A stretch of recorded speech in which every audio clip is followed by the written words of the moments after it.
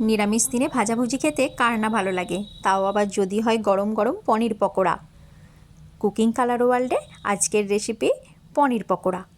পনির পকোড়া বানানোর জন্য পনিরগুলো ছোট ছোট কিউব আকারে কেটে নিয়ে অল্প লবণ, চিলি ফ্লেক্স আর আমার কাছে পিৎজা স্পাইস মিক্স ছিল, সেটা অল্প দিয়ে ভালো করে সব কিছু মাখিয়ে রেখে দিয়েছিলাম।